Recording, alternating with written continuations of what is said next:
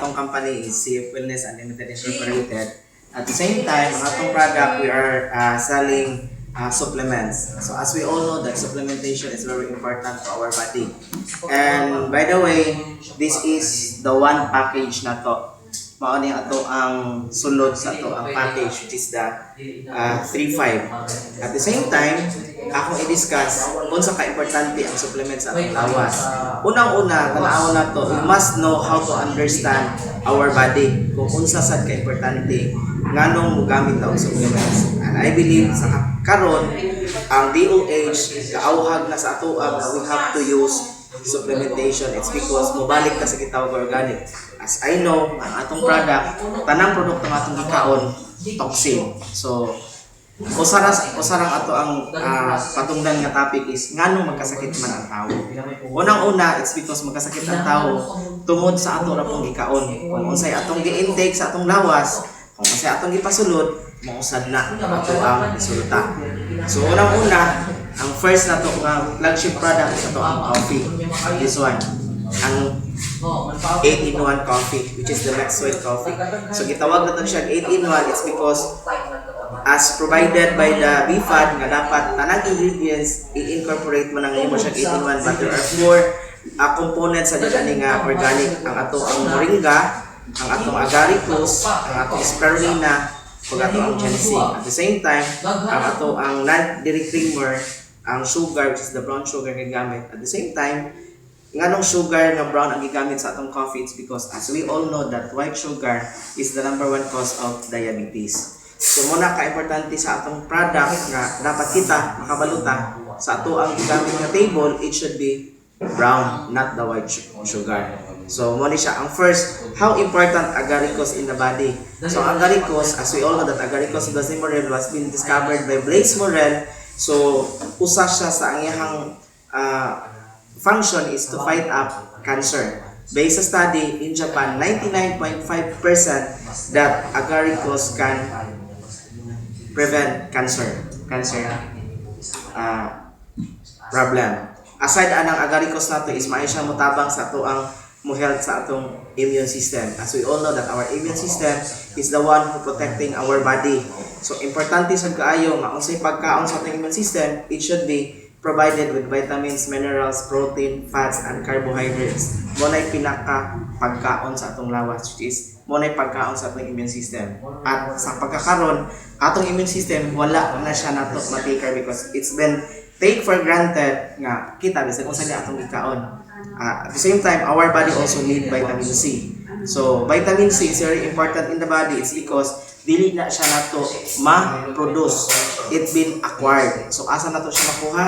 Sa mga prutas, sa gulay nga makaon nato. Especially ang orange and apple is higher on vitamin C. At the same time, vitamin C, pakatabang siya nga dili ta masakit. Pagtaas ang atong vitamin C sa lawas, wala tayo daghang sakit. With regards to that, ang atong coffee, usa siya sa makatabang because sa iyahang component nga Moringa oleifera or ang kamunggay. Ang kamunggay is taas kay calcium, at the same time taas siya vitamin C. At the same time, ang ato ang malunggay is taas pod siya og gitawag nato B-complex, vitamin B1, B2, B6. At the same time, duna sad siya magnesium.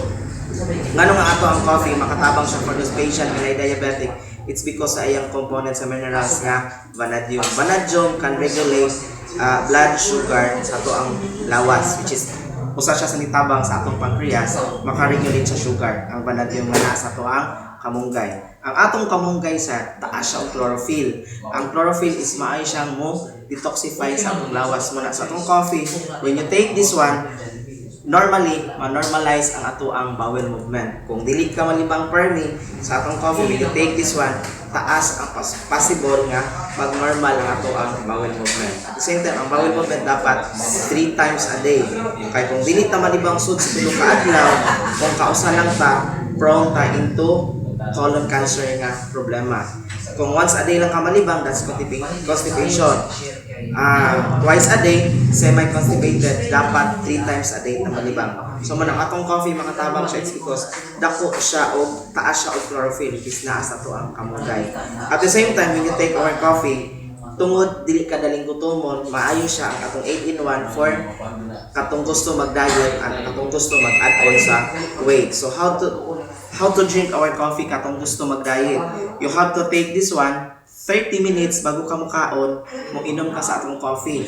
And then after 30 minutes mukaon ka, that's gusto ka sa diet. But if you want to have additional weight loss, so ang atong buhaton, additional weight, mo gain taong kanang weight, atong buhaton, idungan nato siya sa kaon ang ato ang coffee. So aside ang atong spirulina, kung na i-take our coffee, dili ka daling gutomon. So importante kaayo sa pagwas, but coffee is dili siya replacement for food. Dapat ang kaon gihapon ta. If you take coffee, dili ka mamaw ni kabuntag, take coffee at the same time na akay bread, pagka 9 o'clock, pwede na ka makaon kanon. Wa magpasabot ka, dili na lang jud ka makaon kanon, i-take na to as replacement ng atong coffee as ato ang rice. Okay. Another component na gitawag nato og ginseng.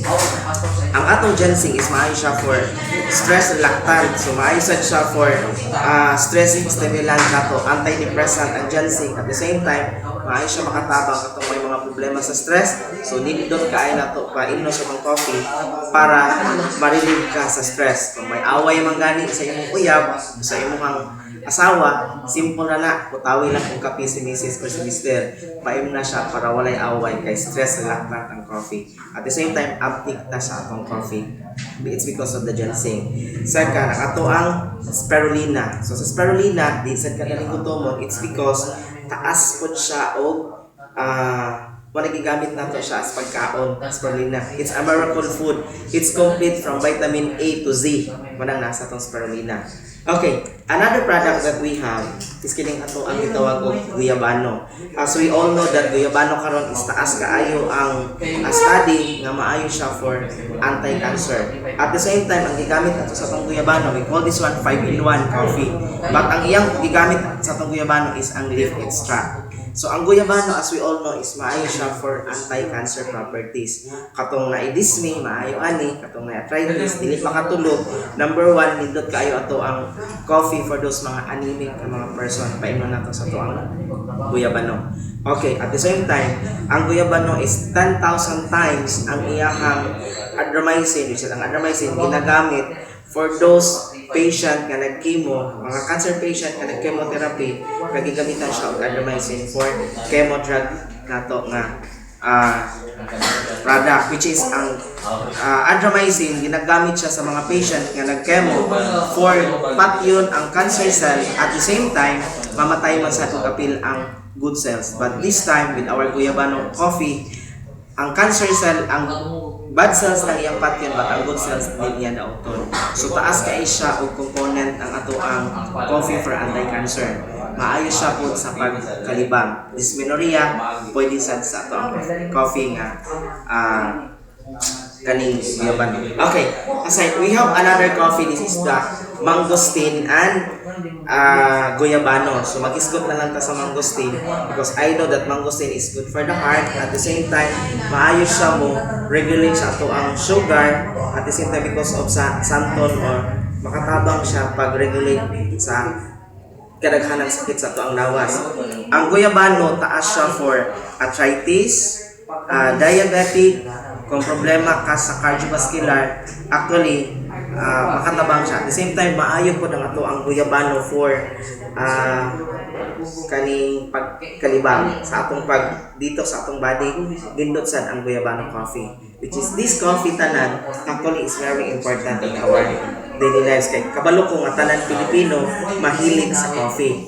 But this time, atong tanawon nga, nag-coffee naman lang jud ta, dapat ang atong coffee nga gitake katos ang healthy. Why we'll be taking a coffee nga dili healthy, and I know and we believe that tanan karon nga product, especially sa ato ang na usual nga coffee is ang kaning ato ang ginagamit per me, dili na lang ako ngandan nga coffee, but I know nga taas na siya og caffeine. But this time atong coffee is less ang caffeine ani, because ang caffeine ani is 0.004 milligrams in one sachet. So in short, with the component nga naa nato organic, ma-neutralize ang iyahang caffeine content. Ang kanindot sa itong coffee, we're not using caffeine, we're using mocha flavor. So mauna siya ang product na to with the coffee. At the same time, this is number one product sa dato karon bag-o ni siyang ligawas ang product na to na Calcigen. As we all know that Calcigen or calcium ascorbate ang component niya is calcium ascorbate plus collagen. Calcium ascorbate is 400 milligrams, at the same time collagen. Ang collagen niya is 100 milligrams. As we all know that calcium is really important to the body because especially sa atong bone. Calcium is maayo siya good for the bone. At the same time, ang collagen is maayo siya para dili ta daling matigulang or wala siya nagapaitan sa ato ang body. So sa atong lawas, our body needs a large of collagen especially sa atong skin. Ang kaning sa atong nawong, wala siya pinaka taas og needed sa collagen. Once matanawan na nato ang atong makuha nga daghan tag wrinkles, actually ang collagen nato nagka-ubos na. So nagka-deplete. So muna kinahanglan tao collagen replacement or collagen supplementation. At the same time, the more we take the collagen or the Calcigen, the more nga mo reproduce ang ato ang collagen in the body. At the same time, atong calcium, we only need 700 milligrams of calcium every day. So sa usa ka bottle, this is a 30 pieces or 30 capsules. So 1 milligrams 1 capsule a day for a 700 milligrams. So 400 milligrams naman siya. So dapat 1 milligram lang ta a day plus doon na kay collagen na 100 milligrams. I think pinakalindot sa tuang karon common kayo. Dapat di kaya nato dili ta magkasakit. Normal lang. Ganong nagkasakit ang tawag because kung unsay atong gibuhat sa atong lawas, the negligence. Kabalo ko, daghan ta nagtrabaho, siging trabaho, wala na to ginahuna. Sige tang save for our lives. But normally, ang atong giuna is ang ato ang kanudlanan. But ang pinaka-importante nga atong nalimtan ang atong health. It is really important nga we know how to prevent, and I believe that everybody knows that prevention is better than cure. But as of now, based on the study, almost 90% of the Filipinos wala jud nag-take sa ato ang health. Mostly, trabaho ta para doon natay kita. But at the end of the year, at the end of our career, same kung unsa kadako atong gikita, pag atong lawas maningil, mao say pinakadako. Kung unsay imong na-save sa imong pagtrabaho, balik ra gihapon na sa atong lawas. Kaya nga naman, wala man nato ang dami ang ato ang health. It's very important that we are healthy at the same time wealthy. Okay.